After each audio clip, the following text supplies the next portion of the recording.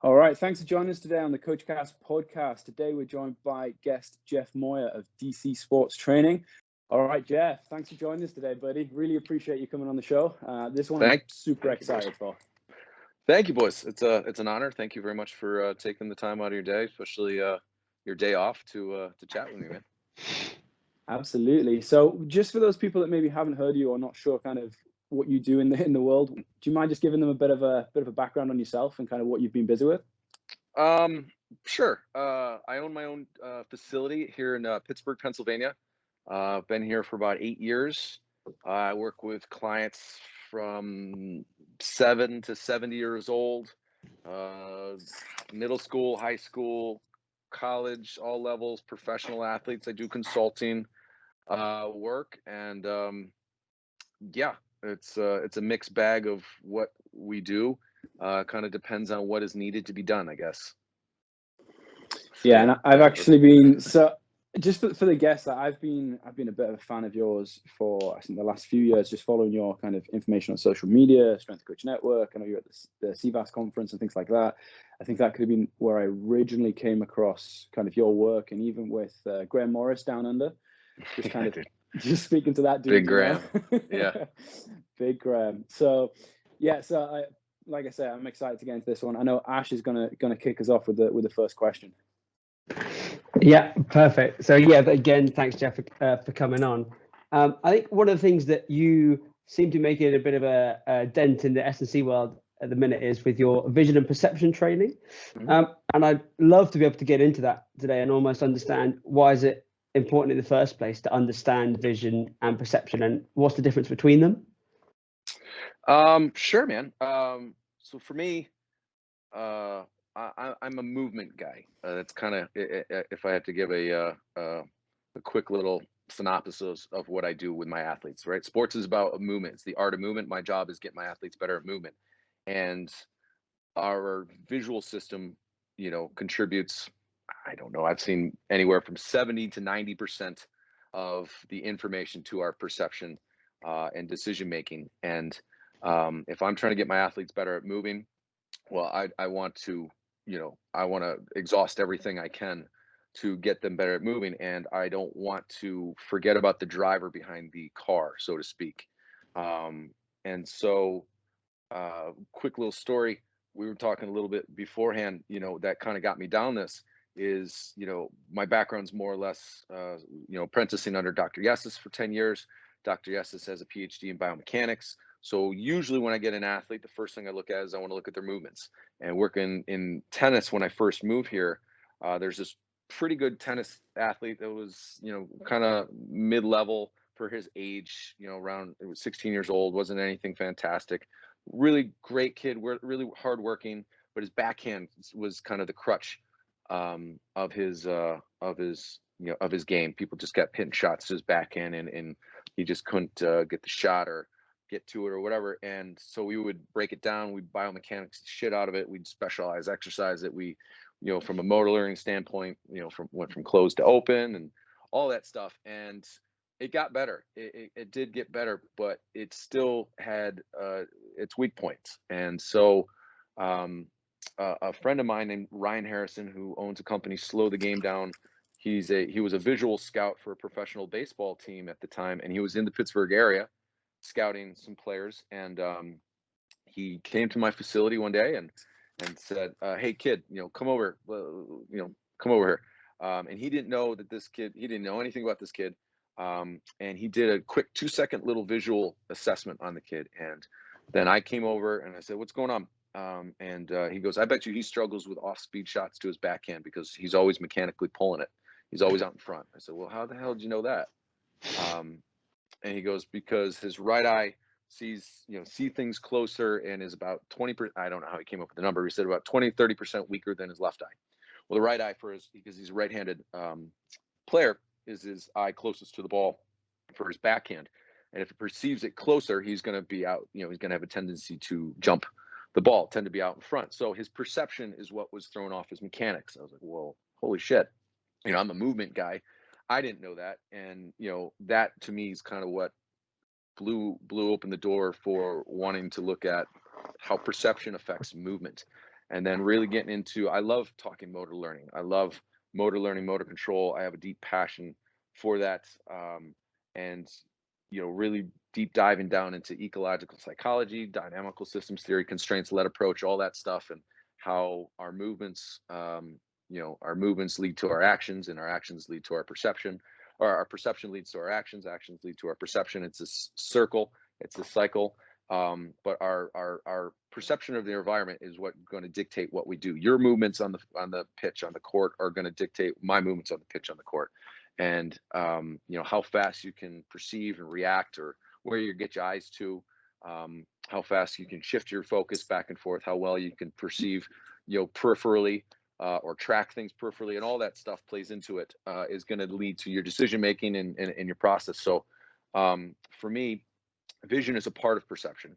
Knowledge of the situation is also going to lead to perception. Sound and feeling and all that stuff, all the sensory stuff that goes into it, leads into perception.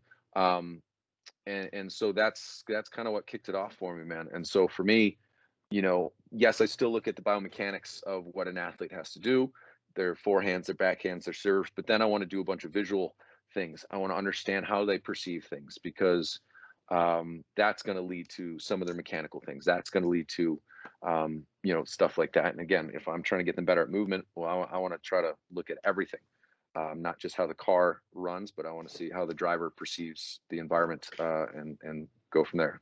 Hopefully that makes sense. Yeah, it does. And I got to say, I love that analogy about the car, because on where else I've heard it as well, you talk about how the shell of the car, the engine and stuff, that's like their speed, their strength, and all this kind of things. And then you said, well, I actually care about the driver as well. And it kind of clicked. I was like, actually, there's something else behind all the muscles and stuff that actually has to put the car where it needs to go, has to put the feet where they need to go. So that actually made like a huge difference to how at least I started to think about, okay, maybe I'm missing a trick here by not knowing anything about it. So if we know that it's important now, we want to understand it, is there any way you can go to almost assess somebody's ability at this thing? It's almost like maybe what that coach was almost starting to see or starting to think about when he came to have a look at your tennis athlete? Yeah, so Dr. Bill Harrison, the late Dr. Bill Harrison at the time, was a mentor of mine. His son Ryan, who runs the company now and does all the vision training out in Laguna Beach, California, he's been a great resource to me. I would check out anything those guys have. They got some books, they got all types of equipment and stuff like that. They have a course that's really knowledgeable. It's not too like over the top knowledgeable for those who don't have a background in neurology and stuff like that. Does give some background as far as, what part of the eye, what part of the brain, and this stuff, but it's not too heavy. It's more practical than it is heavy in the science stuff, which for me, that's kind of what I want, more of the practical stuff first. And then kind of go from there. I mean, the great book that I constantly refer people to is the Quiet Eye Technique by Dr. Joan Vickers. She's got some YouTube videos, or there are some YouTube videos out there on the Quiet Eye Technique, going over what it is and stuff. But her book really kind of gives the deep science behind what Slow the Game Down teaches, what Ryan is teaching. Yeah,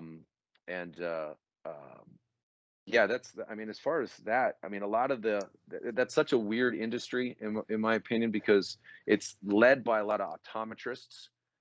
There's a couple different camps. There's one camp it's kind of led by optometrists who have obviously deep knowledge of the eyes and vision and stuff like that, way more than I'll ever know or understand. But it's also limited to generalities, as far as that's not, they don't go as far as how the eyes are used in sport and stuff like that. And then you got kind of like now the motor learning camp of, the ecological psychologists and dynamical system theory and stuff like that. That's all about perception, but doesn't necessarily understand the visual side of it. They talk the perception and how to constrain the environment, the organism, or the task, but not if there's a problem in the visual system, how that's going to affect their perception of the environment, the organism, or the task. And so combining those, so right in my opinion, it's kind of like you got to kind of study the both of them, and then kind of figure it out a little bit. But I would really implore, first and foremost, everyone go to Slow the Game Down, and check out their stuff. their course is awesome. They got really cheap and great pieces of equipment that you can use with low level and high level stuff. Their information on social media is great, and they're working with high level athletes. They work with professional baseball players for, I don't know, 40, 50 years. They got professional football players out there doing stuff. It's pretty awesome. That's really interesting, and it almost sounds like you talk about the two different camps, and a lot with most things, the answer is probably somewhere in the middle. So yes. Maybe if there was a way that a coach could at least understand, okay, I probably need to speak to the head coach or the athlete's main coach to see what they believe that their perception's like, because they'll understand their game-based movements, and then almost having either somebody else you can speak to or having the knowledge of yourself about the vision and that kind of eye movement and the quiet eye type of thing. Maybe that's another space to have a look to, at least like if you're trying to make a really holistic big picture about an athlete, that's something you've also got to think about. For sure. And again, that's the argument. There's a really great conference here in the United States put on by Sean Mishka, movement. It's all about motor learning. I forgot the name of the conference. Jesus, I spoke at it 2019 up in Minnesota. And he's done it also, I think, virtually online with people from across the pond. But it's great. It's all about motor learning, and I think that's very rare, and I think it's awesome. And the majority of the people that present on that are really heavy in the constraints-led approach, the ecological psychology approach. Perception leads to action, and vice versa. Your action leads to then your perception, and how we should kind of more self-organize and this and that. But the question I always have is, what if they have a problem in their visual system? What if they have a perceptual, issue? You know what I mean? And the cool, I mean, it's not cool, but it's been cool since I've kind of started talking about this more, and I presented at CVAS. A lot of people don't know they have a visual issue until it's brought to their attention. So, for instance, there was after I presented at University of Richmond a couple of years ago, a major Division I basketball coach here for a national championship team that year. The team that won the national championship, oddly enough, reached out to me and wanted to do like a Zoom call with him and his staff and go over some stuff. And I was like, sure, absolutely. So we jumped on a Zoom call, and I gave him this very same test that Ryan gave to that athlete of mine. That's the first thing I did with him. And he had a visual issue, and he didn't even know it. And I was like, that's exactly my point. Like, people don't know they have these perceptual issues because they've lived with it for so long. So I've had athletes, I've had Division II girls basketball player. We were doing something once, and she got double vision. And I said, hun, does that happen a lot? She goes, well, not when I think about it. I was like, wait a second. Wait, so you have to think about not seeing double? She goes, yeah. I said, does that happen like with school and stuff? She goes, yeah. I was like, have you said that to anyone? She said, no. I just thought that was normal. And I've had multiple people like this. So this is not just a one-off. Like again, most people don't know they have a visual issue until it's brought to their attention. That's why I implore people. So here in the States, I don't know how it works for you boys. Our athletes have to get physicals every year, which I think is fine and great and everything. But I also think they should have a visual assessment every year done by a professional. A lot of the visual assessments here that are done are by school nurses in freaking schools that they have no background in this shit. They're just making sure that they don't have cancer of the eye or something. So I don't know. It's been really interesting. Most people don't know they have an issue, and I implore anyone to go see a specialist, check it out. I think that's really interesting. I know Chris, looks like you got a question, but I'll just like to summarize this up, because there's something Dan John said in one of his books. It was like one of the first things he does before he takes a client is like, you have to go see a doctor first, or an eye doctor as well, because they can see major issues with the eye and cancer, I think, or other big issues. So maybe if we're not sure where to look as coaches at the minute, we should just say, okay, well, you need to at least go and see an eye doctor first. Yeah. And in case there's anything there that we're not aware about, and then it's outsourcing our knowledge, because we might not know very much, especially as like a young coach. So outsource that to somebody who can. So you've got the eye doctor on one side, head coach is the actual perception side, on the other side, and hopefully you can meet in the middle and talk between both sides. For sure, absolutely. Do you send a lot of your guys or girls to the eye doctor straight away? So I've been fortunate to have learned a good bit. So there's there's a good bit of visual stuff that I can do that I think, to be honest with you, I don't know where that stands in certain people. I've had some people in the visual field give me shit about. But to me, there's muscles of the eyes. So I tell them I'm just looking at the muscles of the eyes, man. Why is that any different than their hamstrings? You know, I have some visual tests, but when there's something that I like, there's a glaring thing, or someone has an eye exam, or if they have a just basic contrast issue or a basic clarity issue, yeah, there I have. I'm fortunate where I've made friends with an optometrist here, who is deeply as crazy as I am about this vision stuff and perception and working with athletics that I can refer people to. But I've learned enough to be able to check certain things. And then I also have a Synaptic visual tablet. So there's a company called Synaptic that they have a tablet, and then they have like this huge touchscreen TV thing that they also offer their visual tests. And it does, and it's not, and I tell people this is not the place to go see an optometrist. But if there's something that's glaring on those tests, then I refer out. I punt. You know what I mean? I'm not trying to do anything, but there are certain tests that I think coaches can do very easily to get a sense of things. And if they don't know or don't feel comfortable to correct it, then sure, refer out. I highly implore people to have a good referral system. Do you have any like tests or assessments that you could share? Yeah, absolutely, dude. Sure. There's a whole bunch. So the first one I do is a binocularity test. So binocularity, well, it's several things. It's a convergence test, but it's also binocularity. There's two convergence tests I do. So we use what's called, if you Google it, it's going to be called a Brock string. Dr. Harrison always told me it was an eye tracking string. I don't know whose vernacular you want to use, whatever, but a Brock string. So BROC string. If you look it up, it's just like a, I don't know, 6-8 foot string, depending. They come at different lengths, and they usually have 5 beads on them. And you attach it to a doorknob or a squat rack or whatever, and you hold it to your nose, and then you space the beads out evenly. And what you have them do is you look at the beads, and the beads, let's just say the first bead, if you boys are doing it right now, is maybe 6 inches in front of their eyes. When looking at the bead, they should see one bead.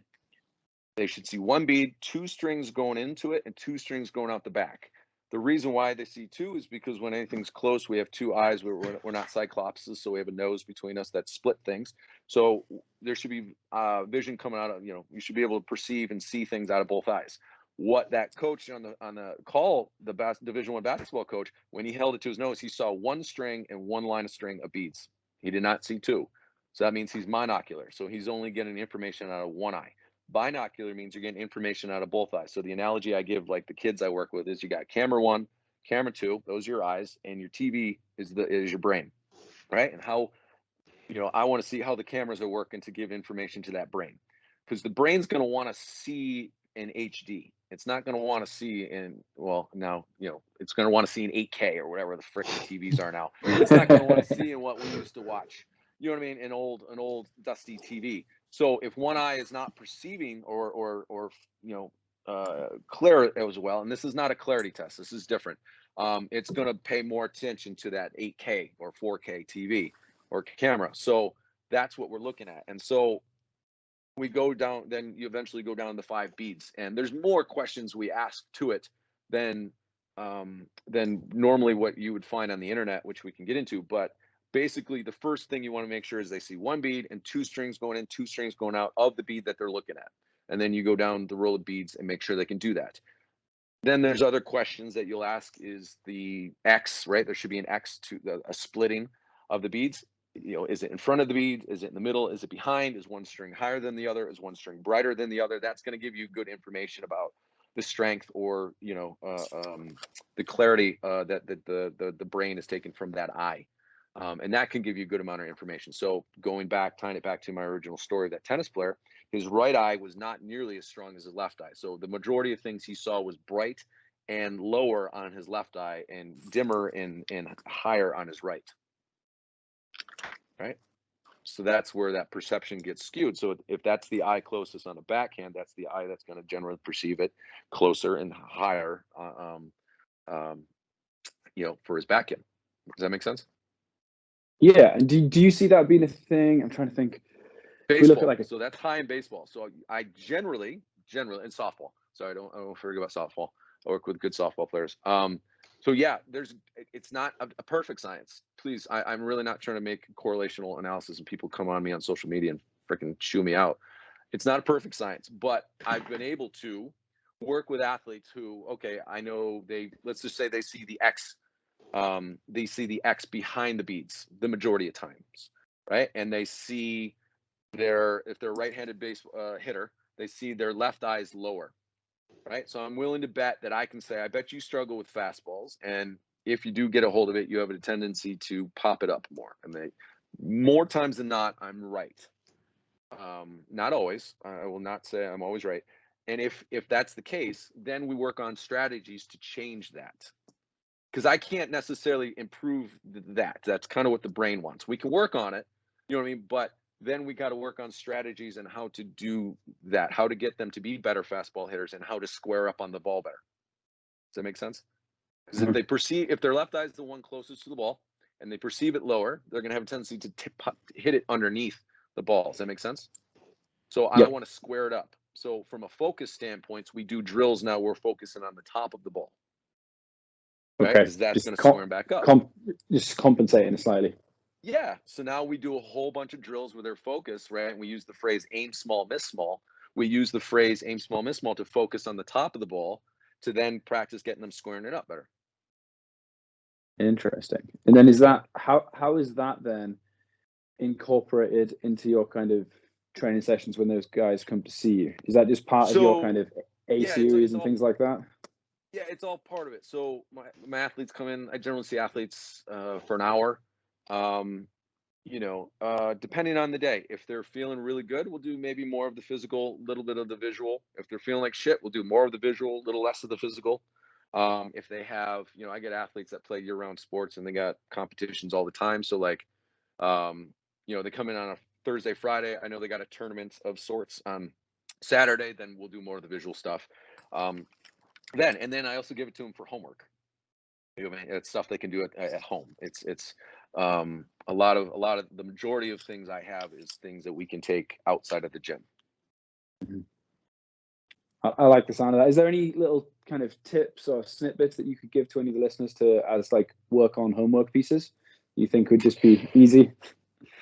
Well, first, check that out. You don't need a Brock string to do that. What Ryan used was just a rubber band, like a rubber cord, and he did it with his finger to that tennis player.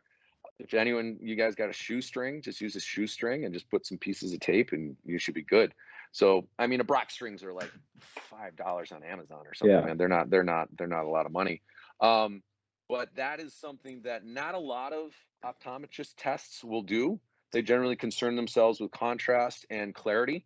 So they don't look at that. Some do, some optometrists do. So I'm not going to say all, but majority don't. So that's definitely something worth doing. And not only is it a test, you can make it an exercise. So it has a dual effect. So you can do exercises with the Brock string as well.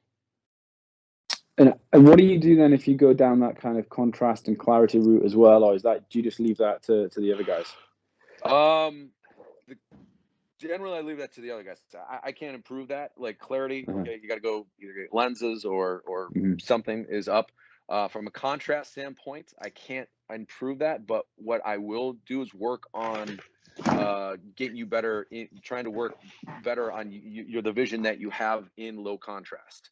You know what I mean? So if I have people that struggle with low contrast, we'll do stuff in low contrast. So I had a baseball catcher, Division I baseball catcher, who he at night games, he could see the ball leave the pitcher's hand and then wouldn't see it again until it's about 5 feet in front of him.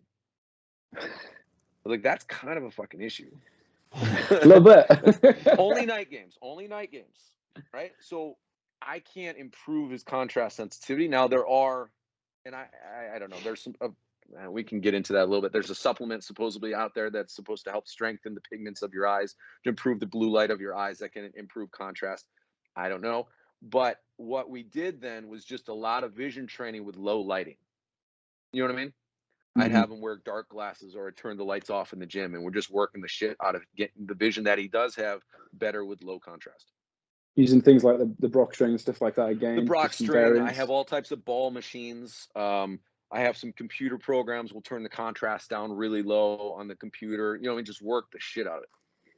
It's interesting that you talk about all this because I was at Florida State University in God knows when would it be 2011, 2012, and there was I worked at the football program then, and it was the head of strength and conditioning for the football program was a coach called Vic Valoria. I think he's currently at LSU, I think. And he said, I always remember this. We were talking. It was when Jameis Winston was there, and he obviously had the eye issues and stuff like that, which has been well talked about. And he was talking about he had this like vision training machine and things in. And I was like, so what are you trying to do here? And he's like, well, I'm the strength coach. We train muscles. The eye's got muscles. Like it's my job. Boom. I was like, yeah. Boom. Like a light went off in my kind of head that day. I was like, shit. He's like 100% right. Like we need to kind of get smarter with this stuff. Yeah, and again, I think it's far more gray than it is black and white. Meaning optometrist, strength coach. Like I think it's gray. Mhm. Same with physical therapy, athletic training, all that shit. I think it's far more gray. There should be a blending and a communication, in my opinion, with that stuff. 100%. And you just I don't know why it just came up in the top of my head. Another thing that I think is so easy to it's fairly easy to check, but is not talked about or it's not really talked about anywhere, but you mentioned football. Football is my passion. Football, working with wide receivers, guys that take their eyes off the ball, going across the middle or whatever have you. And this brings me up to that girl who saw double vision. This happens with her sister, who's a soccer player, is what Ryan and Dr. Bill Harrison call go consciously blind. So when you consciously think, one of two things usually happen with your eyes. One, you're going to lose control of your eyes. So if I give you guys some kind of really hard spelling question, like, what I'll usually tell the kids is, stare at my nose and spell Pittsburgh backwards. Well, all of a sudden they start looking around, their eyes are moving, or they stare in one direction. Or what happens, maybe what you guys might have just did was you kind of block out visually or mentally what you're looking at now, and you're trying to picture that word in your head. Like how many times you guys ever read a book, a couple pages into it, forgot everything the fuck you just read because you're thinking about the day, you're thinking about work, you're thinking about a pain in the ass client or your boss. You know what I mean? Every day. Yeah, you know what I mean? And that's what happens in sports a lot of times. So tying it to that girl, the basketball player's sister, we were doing some drills where I'm trying to get her to control her eyes where she's thinking. And I'd ask her a question. I think it was just like, spell your last name backwards. And she just, let me backtrack for a second. I have a ping pong ball machine that shoots ping pong balls. I have two color ping pong balls, an orange and a white. So what I have my athletes do, they're trying to work on looking the balls into their hands and identifying what ball to what hand. So for instance, orange ball will go to the right hand, white ball will go to the left. What I tell them is, I don't care if you catch it. I mean, that'd be nice, but I want to see you look it in. So I want to see them visually track it. So 1, can you recognize? 2, can you visually track? And then 3, I ask you questions. Can you stay focused on what you're doing while thinking? And I'd ask her a question and she'd stop. And all of a sudden, like 5 or 6 ping pong balls would just hit her in the head. And I'm like, okay, let's go again. And we would just keep doing this. And the same thing would keep happening. I was like, hon, is that, does that ever happen where coach would yell at you or something on the field and you just kind of stop? And she said, yeah. and I have a lot of athletes, when they consciously think, they lose all sorts of control of their eyes. Right. So, tying it into tennis, I think that is a sport where it's paralysis by analysis. You know what I mean? I think a lot of the issues on the court sometimes are directed because they're overcoached and they're overthinking and they're not visual. You know what I mean? They're not in the moment. They're not just kind of focused more on the external. They're thinking, oh, I got to get my racket here, my wrist here, or my whatever, because maybe that's what they drilled the shit of, or my hand position, right? My hand's not over the whatever the stupid thing is that they're thinking about. And it's, they make a mistake. So I was just out in California working with some NFL draft guys, and there was a top draft pick quarterback. I'm not going to say his name, throwing at this thing, and he was working with his quarterback coaches at the time, and they were trying to work on his mechanics of him using his lower body, and he couldn't quite get it. He was working on it. He couldn't quite get it. And when he was working on it, his passes were shit. They were throwing all over. He was hitting them in the ground. He was sailing over the receivers. And then you get pissed off and he bullet a pass, but it wasn't the mechanical way that his coaches were doing it. So, you can't kind of serve two masters there. And when we're trying to, he's trying to think and feel and try to be accurate and fast at the same time. And it's like, you can't really do that. And he's trying to, when we're consciously thinking, you're going to fuck up your eyes. His passes were sailing over. He was throwing him in the ground. He was getting really mad. And so, that's such a simple thing that we'll do in our training that you guys can maybe do with your athletes is, whatever it is, whatever the drill is. I don't know, you're doing some kind of 1-touch, 2-touch drills, whatever the hell. Start asking them questions. So like wide receivers, you mentioned college football, love doing the jugs machine. Well, I would start asking them math questions, spelling questions, history questions, whatever. Get them thinking, right? Because usually, and I was a forward wide receiver going across the middle, usually they take their eyes off the ball because they're thinking about that hit that's coming, or they're thinking about the guy that's close. Do I plant my foot and go up the field, or do I continue on my path to try to get away? You know what I mean? They're thinking about things other than, just being, visually locked in on that ball. So learning to control your eyes while you're thinking is a huge thing that's not talked about, and it has high applicability to all sports. No, that's great. And I think something as simple in tennis is even just like you're rallying cross court with your coach, training partner, whatever, and then somebody at the back, coach, another training partner, myself, just like you say, just asking simple math questions, just so they've got to have something going on subconsciously and everything else.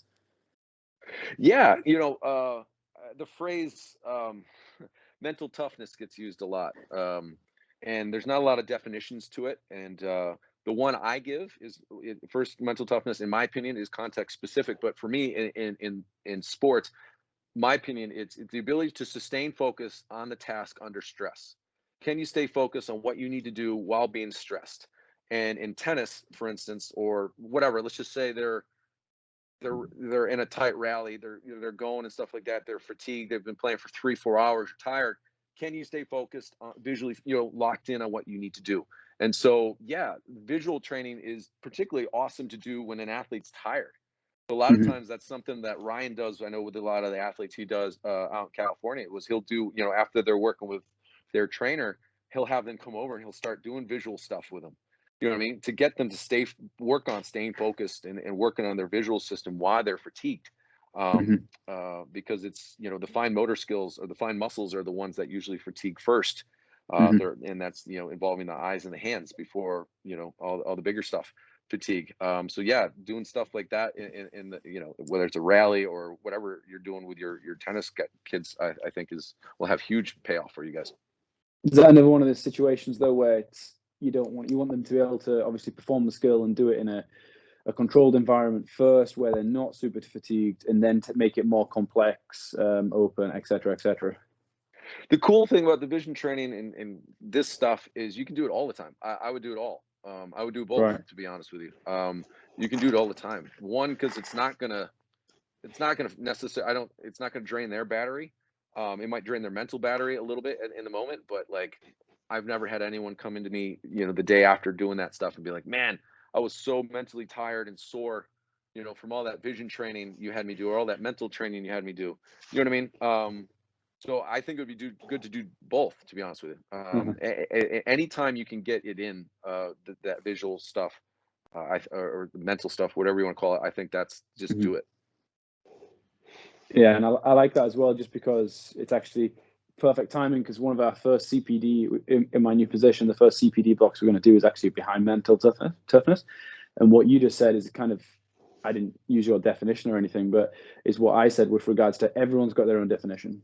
So all tennis coaches, sports coaches have got their own kind of preconceived idea of what mental toughness is. And then it's about having a definition that we can all agree on, and then so we can actually try and target an outcome as a result of that. Because if we've all got different definitions, then we're on a road to nowhere. 100%. And the majority of times, the kids that I asked, have you ever heard of the phrase mental toughness? They said, yeah. I said, has your coach ever explained it to you? And they said, no. Like for me, I think it's important. Like if I'm going to use the phrase, you should understand what I mean. But yeah, so that's kind of my opinion of what it is, and then so then my athletes understand why we're doing this stuff better or more. Sorry. So what would you think if we were to say, okay, well, little Jimmy can't hit his mark on the serve deep in the third set, first serve percentage goes down to like 15%. Obviously, it's multifactorial. But if they were like, oh, he's not mentally tough, he can't just hang in. Obviously, a lot of coaches would potentially take a reductionist approach and be like, oh, it's purely the physical, he's not fit enough. Let's just say that's not the issue. Is there anything that you would kind of go to then, little potential interventions or anything? Yeah, I'd ask him, what's his visual process? What's your process? Like, what are you looking at? What's your process when you're going through your serve? Majority of people don't have a visual process. They might have a mental process, but they don't have a visual process. Where are you looking? You know what I mean? Where's your focus? From a visual standpoint, you know what I mean? Because they generally don't. So do you mean just we're setting up to serve, you're picking your spot, you're kind of looking back at your racket, reassessing your spot, know exactly what's going on, like almost like a checkbox list of what's going on? Yeah, a checkbox list, exactly. So sorry, I was trying to think. I mostly tied it into with baseball. I can give you better analogies or stories with baseball, but with tennis, yes. What is your checkbox list of where you're looking, where you're focusing? And I would kind of go from there. So like, I'll ask again, American baseball and softball players that question. They usually don't know. They'll be like, I'm just looking at the pitcher. Okay, you know what I mean? But where? Are you looking at his leg, his hand, his foot? You know what I mean? His crotch? Like, where are you looking? You know, and then, oh, I'm kind of watching his arm. You know what I mean? And like, they don't really have a process. And I'll be like, okay, when you're at bat, you know, what's your task? What's the task when you're at the plate? And they say, oh, to hit the ball or hit it into play or advance the runner or something. I said, no, that's the goal. What's your task? And then they'll say the same things: hit the ball, advance the runner, get on base, whatever. I said, no, that's the goal. The task should be whether or not to take the pitch. So first you have to identify what you want to do. That is the task. The goal then is to then identify the pitch, hit the ball, put it in play, advance the runner, whatever, blah, blah, blah. So again, and then how do we have this visual process of identifying the pitch? You know what I mean? First, and then we go through this kind of, I help them with a process of that. And a lot of that is based off of getting to know them, getting to know how they think, how they perceive things, you know, having a soft focus than a hard focus. Soft meaning we're relying more on peripheral vision of kind of just looking at the pitcher, and then when they go through their windup, getting a hard focus right to the release points, or are they just looking at the release point the whole time, or you know what I mean, what it is they're going through. But I try to help them with a visual process. Maybe that kid just has a fucked up visual process. Maybe he doesn't have a visual process. Maybe he's just kind of like picking and choosing at the moment type of thing. You know what I mean? I would kind of go through that first before I go blaming. Yeah, it's easy to blame fitness. That's easy. Yeah, everyone blames fitness for the excuse. You know what I mean? Well, coach, maybe you should give them a visual process and some kind of understanding of, you know, what they should be looking for, what they should be doing first before you go blaming me, but whatever. Would you put that more in the technical tactical box or more so tactical box? Yeah. You know, I don't know, that can fall under, I think that's more of a gray thing. That could be under the visual side or you know, perceptual side of things. You know, because that's also going to lead to their mechanical output and what they do type of thing as well. But nonetheless, I don't think a lot of athletes have a visual process in sports like tennis and golf and baseball. Yeah, I just want to add on to that, because from a personal experience, I've played tennis a little bit. I'm not the best in the world, but I like to give it a go. The biggest thing that always happens to me when I get tired is I'll stop looking at the ball, or like I'll stop looking at the ball when I need to, or I'll look at the where it's going too soon. And then that, because your head's so massive, if you move your head at the wrong time, your whole body's going to move instead. So when I start my serve going, I'm like little Jimmy. My serve starts going when I'm tired. I stop looking up the whole time after I've hit it, and I'll look away too early. So there's almost like the visual is important because it does dictate the movement. It's a bit like you were saying, how perception dictates your movement. 100%, and then 100%, and then tying it into what you just said with what I was getting at a little bit with the fine focus and the soft focus. So fine focus is your central vision, where you get the most detail and clarity. Your soft focus is your peripheral vision. Most athletes that I work with and assess, again, tying it into baseball, but this ties heavily into tennis as well, because I've done it with tennis athletes, say they see the ball when it hits their racket, when it hits their bat. Like they say they can see the ball, you know, they watch it all the way in. and then I'll video them, and they'll look it in maybe, I don't know, 10 feet to the racket, and then they rely on peripheral vision till it hits the bat or till it hits the racket. So technically they do see it, but it's peripheral vision. It's not central vision. And peripheral vision is great for awareness, but it's shitty for accuracy. You don't get a lot of detail. You don't get a lot of clarity out of your peripheral vision, but you get awareness. So getting them to be, to rely to train their ability to track a very fast moving object that's going to take a lot of depth perception, height perception, space perception, binocularity, all these visual tracking things, fixation abilities, speed and quickness of their eyes, near far quickness, blah, blah, blah, to be able to do that. But a lot of times they rely on their soft focus, and that's where you get a lot of errors as well. So maybe you mentioned it's his third serve, kid's tired, fatigued later on. Maybe he's relying too much on peripheral vision to hit his mark, and that to me ties into that whole visual. He maybe just doesn't have a good visual process, or maybe doesn't have the visual abilities to get his eyes there, or whatever. It could be a lot of things, but that's kind of where my head goes with that. Could you say the makes eyes sense. are fatigued by that point? Is that a thing? Possibly. Yeah. I mean, fatigue is going to affect the eyes usually first. Absolutely. Or it could be fatigue, or just he doesn't have the checkbox, or he doesn't have the abilities to do that. Perfect. So I'm going to change the line slightly. I just want to talk about, I don't want to offend you here in any way, but I want to talk about like reaction lights or anything like that. Okay. Yeah, dude, people talk about vision training, reaction lights. Do you mind just kind of explaining to people what you're getting from reaction lights? Are they useful? Are they not? That type of stuff. Yeah, man. What you're maybe not getting. So for me, I look at, this is the strength coach in me. I look at the vision stuff, similar to how I look at exercise selection on a spectrum of transfer of training. So you got your general, you got your specific preparatory, specific developmental, then your specialized, your competitive exercises. I look at vision training that way. So I see Brock strings, I see those computer programs, the Dynavisions and all that stuff as very good general reaction to stimuluses. That's why they have studies that those companies have studies showing that it does improve transfer, just like, in my opinion, tying it into general weightlifting. That's why squatting can improve someone's speed on the pitch. But as you guys know, the longer they've been squatting, or with some people, squats don't improve speed. So it works for some, but not for everybody. But we know from a transfer of training standpoint on a spectral, that's more on the general side of things. So that's the way I look at that stuff. So it works for some, not for everybody. With generally the lower level athletes I work with, the 7, the 8, the 9, the 10-year-olds, I think that stuff is great for them. You know what I mean? That's not to say I don't do more play-based reaction stuff, but from the visual side of things, ability to react to a visual stimulus and get them to process that, I think is huge at ages like that, or post-concussion and stuff like that. Not always, so kind of that constraints-led approach, ecological dynamical systems theory camp will knock the use of technology and stuff like that. And I get their knock of it, but from a training standpoint, I see it as general. I see it has a place for some people.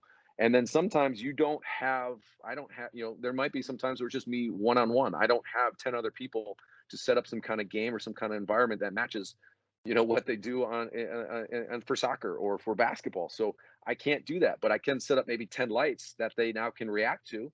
You know what I mean? That can give them something. So I find it better than nothing. It is expensive. So the problem with those companies, though, are they think that their company is the company, and it solves cancer, not knowing the shortcomings of it. They're general, and they work on a lot of good visual processing skills, but it's general. So buyer beware type of thing. I have fit lights, and I think they're fantastic. I don't use them with my higher level athletes. I use them with my lower level athletes, but from a visual processing standpoint, I think they're fantastic. And then when you tie it in together, the use of those lights with some other visual modalities, I think it's even better from a visual processing standpoint. And then we're talking about the consciously controlling of their eyes and stuff like that. I think that stuff's awesome, but I do think it's very general. At some point you have to have that bridging of building things towards what they have to do on the pitch or on the ice or on the court or whatever sport you're working with. But general exercises, as you guys do know, can improve athletic performance. Mm-hmm. Yeah, especially in that youth population or the really kind of low end of that youth spectrum as well. I think that's where for me, it's got the value. Like you said, that kind of maybe 7 to 10 years. It's fun as well. And I think I was guilty of it earlier in my career where it's like, oh, I'm not in the entertainment business. And now I've gone like, well, I want them to enjoy what they're doing, because if they enjoy it, they're going to come back. And if they come back, then they get better, so. Absolutely. And again, maybe it's, I don't know how the weather is for you guys where you are, but in Pittsburgh, the weather's pretty shitty all year round. So we can't always get outside. England. I can't always. Yeah, dude. Well, Pittsburgh's not much better, man. It's the weather's not great and shit. So sometimes, we got to do things inside and come up with stuff. And, from an information processing standpoint, I think even though it's general, it's still good to improve their information processing or their visual processing skills. We still can work on the conscious controlling stuff. So there's still skills we can work on that will, I think, eventually transfer. So when we can get outside, we can now incorporate into those kind of drills. Mm-hmm. So I just want to again get away a little bit from the vision stuff, because I think we've covered quite a lot there as well, and I want to get into a little bit more to do with the maybe change direction. Obviously, the vision's a huge part of that. Yeah. Do you mind talking about the kind of lenses that you view change direction through, and then how you go about implementing that? So I think you gave a great example. I think it was your CVAS presentation where you talked about you had a running back and you needed to improve his 90-degree cut, for example. Yeah. So generally, anyone listening to this goes on social media, you're going to see different schools of thought with change of direction. You'll have your mechanical side of people who are teaching closed drills. You'll have your strength side of people that will do heavy isometrics and eccentrics and say that is all you need for change of direction. Just get them fast and get them strong eccentrically, and they'll be able to stop. And and then you got the other side of, hey, just put them in environments where they can self-organize and let them play, and they'll figure it out. So you kind of have these camps on there, and I don't think any one of them is wrong. Personally, for me, I'm in the strength and conditioning industry, especially, I'm almost 40 years old. I just don't give a shit anymore. I'm a sit on the fence guy. I'm going to sit on the fence. I think you need all of it. I think at the end of the day, spectrally, it's all of it. We need all of it. To what degree and for whom and for what, that's where it varies.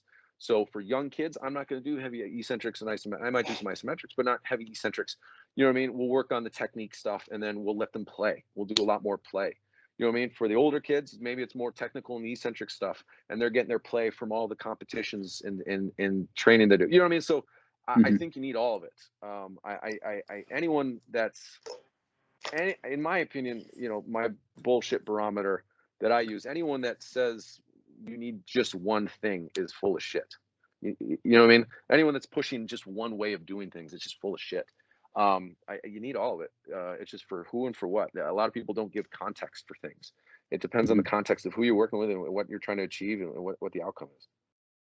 Yeah, no, definitely. And then how do you kind of, with those things in mind, then what are you doing if you're trying to really break down movement? What's the first thing you're looking at? Okay, so now getting into biomechanics. So generally, I want to see how they change direction, whether it's watching game film, which I love watching game film. I was a sport coach originally, so that's at the heart of me. Not always do they have video, so then we'll do some stuff in my facility where I can kind of see how they change direction based off a reaction and just get a sense of that. The Dr. Michael Yessis and me, I generally start with biomechanics first, so I want to see how they move. I want to see how well they stop, and then I want to see how well can they, get out of that. How well can they get out of that stopping position? It's usually the stopping that most athletes that I work with struggle with. For what I was taught, in my view, I want my athletes to be as efficient as possible, but also as safe. So I want to see how few steps can they take to stop. I don't want to see pitter patters. I was never a wide receivers coach when I coached college football that taught pitter patter. I want you to be able to do it in one step. Can you go 100 miles an hour in this direction and in one step redirect in the other direction, as opposed to giving away what you're doing by pitter patter, breaking down, lowering, and then redirecting, which now you've given away what you're trying to do and where you're trying to go, and the defense can react to it. So can you stop in one direction or in a direction in one step and redirect yourself? And how well can you do that? Generally, I know this is a little bit, I guess maybe a little controversial or whatever. I don't want a lot of weight on the inside leg, for many reasons from a valgus position. Someone, and I say controversial only because someone had this huge Twitter post that was sent to me. I fucking hate Twitter. That was sent to me on change of direction and how they teach having weight on their inside leg. That's not for me. Not to say that I can't have athletes when they change direction have weight on there, but that's not something I'm going to necessarily teach. You know what I mean? That I know goes against some of that self-organizing camp of thought. But what's funny about that camp is I did a big, not a big post, but a post on Instagram about change of direction and showing pictures of these athletes, and they all have similar angles. Right? I think here talks about the triangle.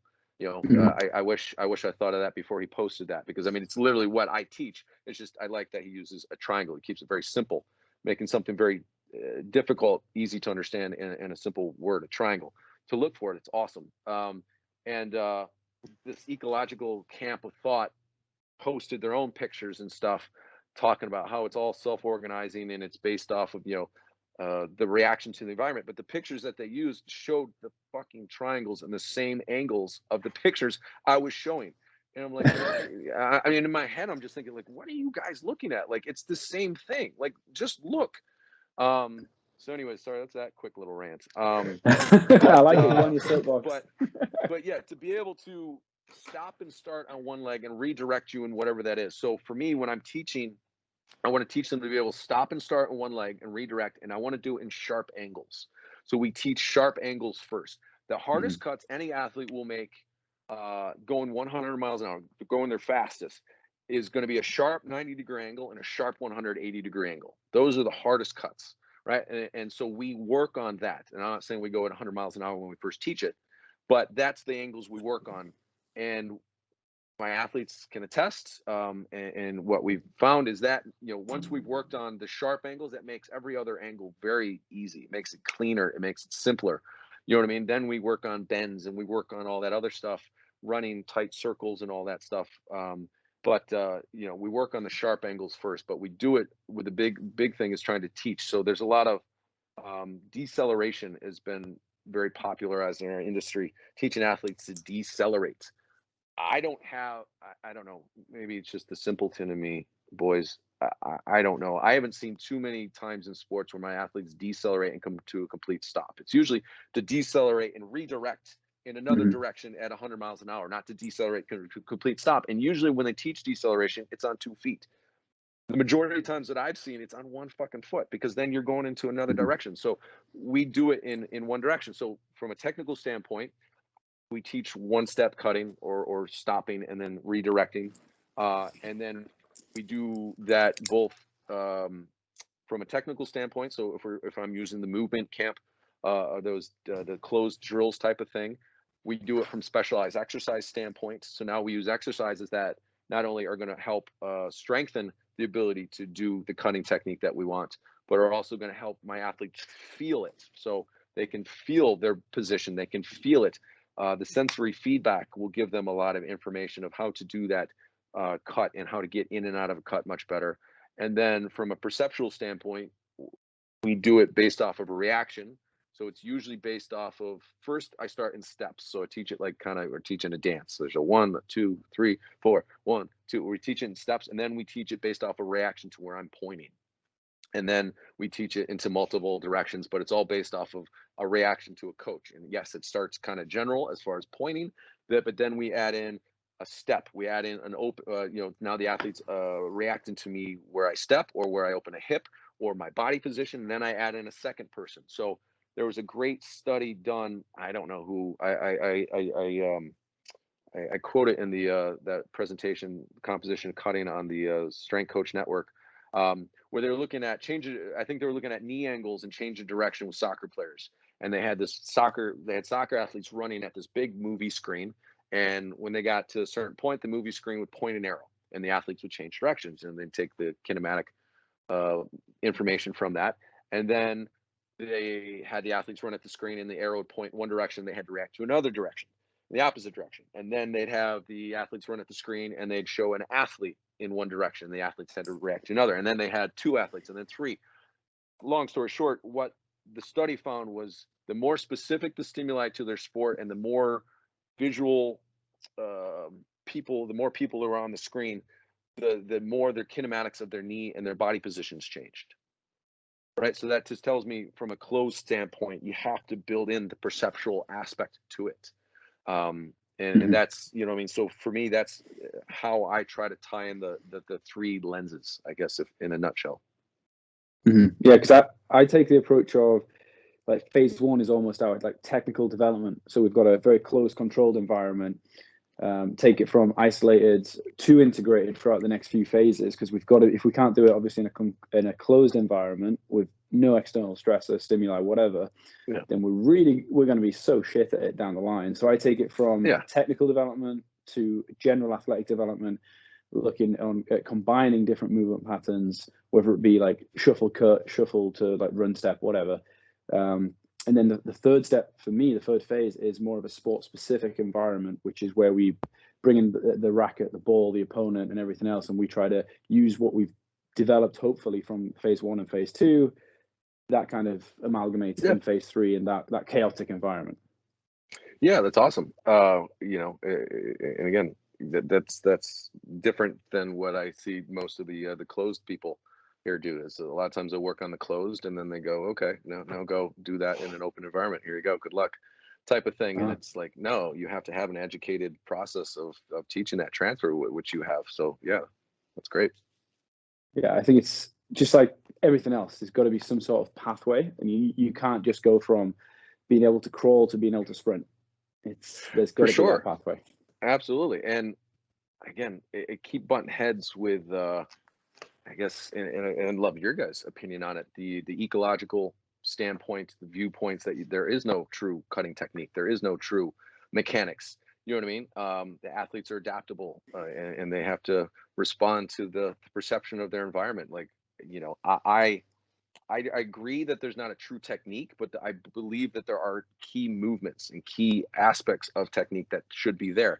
Now, the angles are all going to be different, and the speeds and the velocities which you do are different because, you know, the environment changes and it's chaotic, but there should be some key aspects of the mechanics that should be there. And that to me is more the fundamentals of what I teach.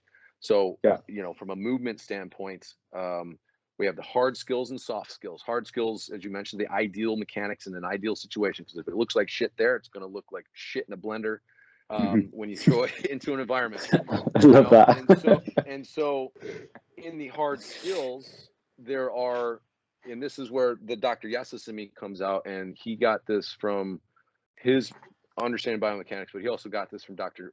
Verkhoshansky, who was a student of Nikolai Bernstein, who is the father of motor control and biomechanics, that there are, in every motor skill, there are key movements, and they're the force producing actions.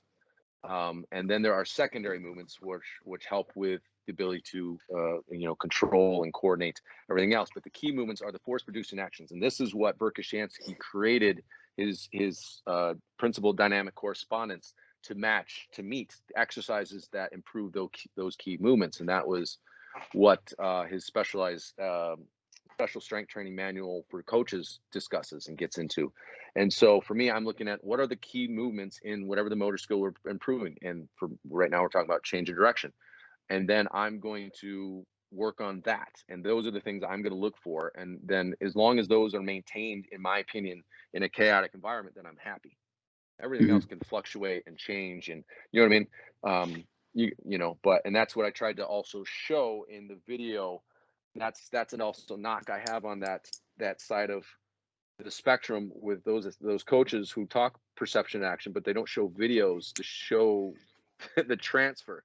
Like, okay, Mhm. I agree. I'm 100% agree. Now show me the videos of where it transfers.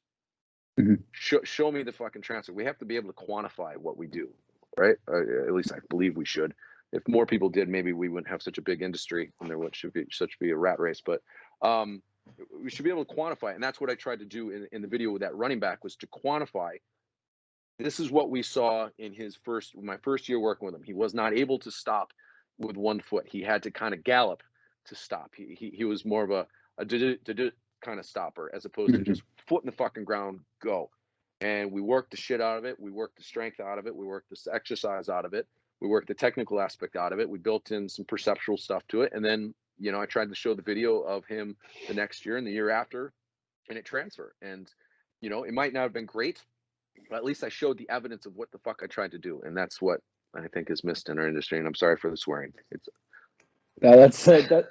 You don't have to apologize. I think that's awesome. And like you said, I know the presentation you're referring to, and it was nice to see that. Obviously, you didn't show all of the exercises that you'd use, but you could see what you were getting at, and I could see that going back to what you were talking about earlier. I think there's fundamental biomechanical truths or principles that we've got to kind of work with, and then as long as you know the rules, then you can maybe start to break them a little bit or work around them. And the problem comes when you don't really understand the rules, all the biomechanical principles, and then you just start throwing shit at a wall and see what sticks. pretty much, man. Yeah. So I actually want to go into a little bit more, if you don't mind, just your specialized exercises, and say if we can use that one that was on the presentation that we're kind of referring to. Yeah, sure. So I'm sure. What do you kind of think about? What goes through your mind when you're coming up with these exercises? Yeah, just let us first and foremost, it's not me coming up with it. I'm not that smart. I rely on the minds of people much smarter than me to tell me what to do. I just take it and try to apply it to the context and the situation I'm in. So Dr. Yessis is the creator of those. I've always have and always will give him full credit to what I know. So Doc is the genius behind the specialized exercises. So if we're talking cutting, we start with his side lunge. His side lunge should look like the end position of a cut. And so Doc's thing is, an athlete's generally going to get hurt for one of three reasons: poor mechanics, poor physical abilities in the mechanics, and lack of recovery. And so we want to make sure we have adequate flexibility and strength in their mechanics. And so that's why Doc teaches the side lunge. So for me, any athlete I get day one, I'm teaching them how to do our front lunges and our side lunges. That's part of our warm up. And then later on, it becomes our exercises. So I want to make sure they got adequate flexibility for that. So, working with a lot of teenage boys, or the world where we've been in, where everyone's sitting, all that my athletes are sitting home, sitting in front of a computer, we're sitting all day, their hips become super tight. I want to make sure we got adequate range of motion in the ability to change direction for that. So we start with the lunge. We might add some weights if I want to strengthen it, or if I want to get them some more flexibility and then we have Dr. Yes's active cords, which we use, and we put a belt around the waist, and now we're teaching how to push off.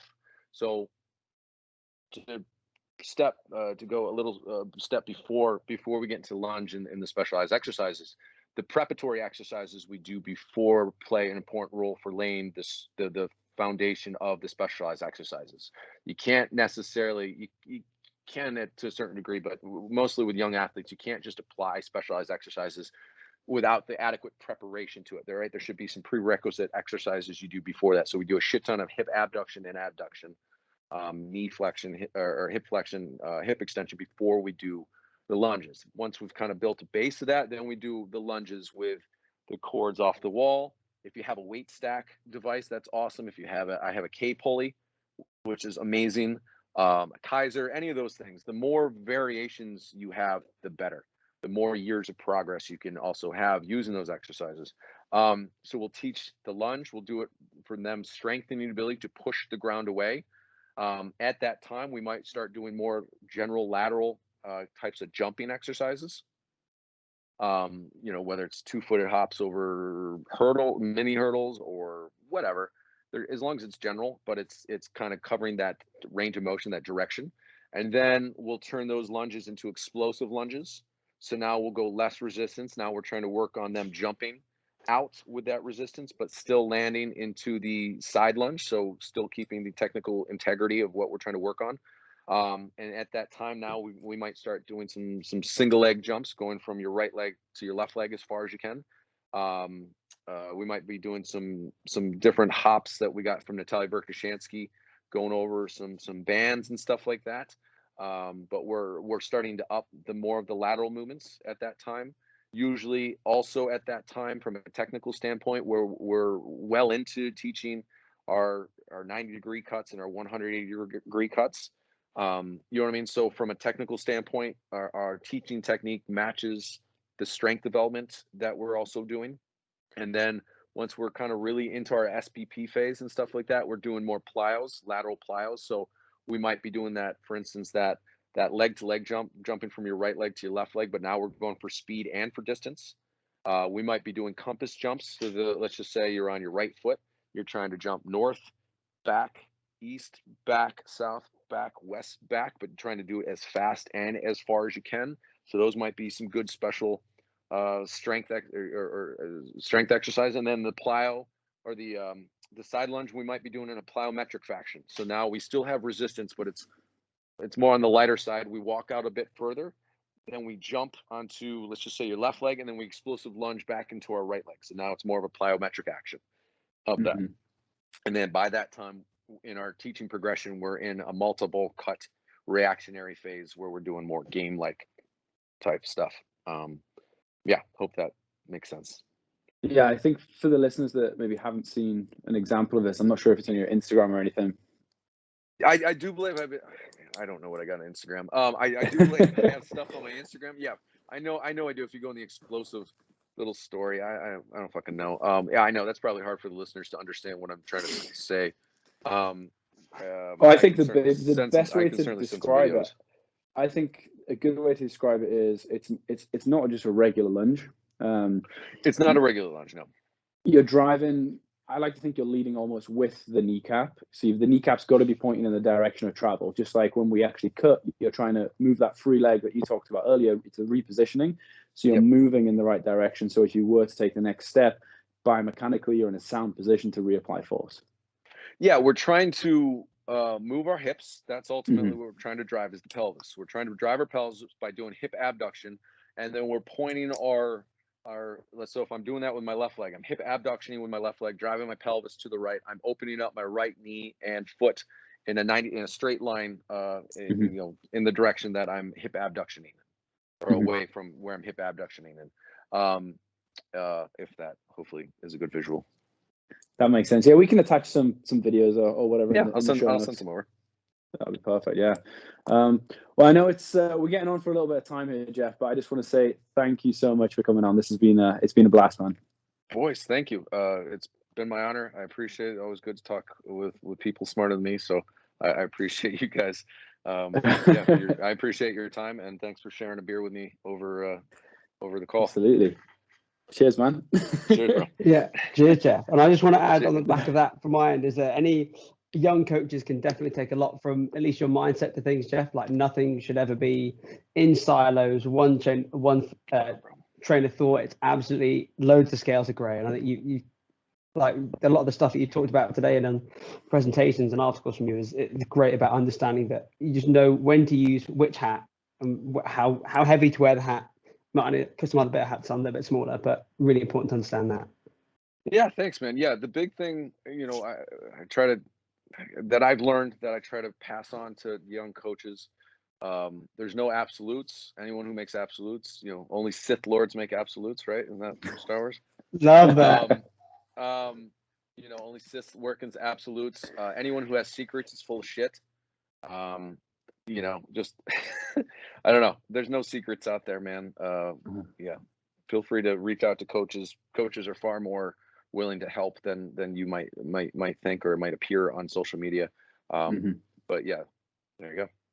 For sure. And is just for anyone that's maybe got any questions, social media, kind of email, anything like that? Generally, the only thing I use Twitter, just more or less just to read what stupid people post. I like Instagram. I like seeing videos. I'm more of a visual preferred learner. Instagram's what I use more. You can message me on Instagram. Email me at jmoyer@dcsportstraining.com. I have a website, dcsportstraining.com. I have Facebook, which I really don't use. I don't know if anyone uses Facebook anymore. Yeah, that's about it. Perfect. Well, once again, thank you for coming on. We really boys. appreciate it. Hopefully we can get you on again sometime. Yeah, man. Appreciate it. Thanks, boys. Cheers. Cheers, man.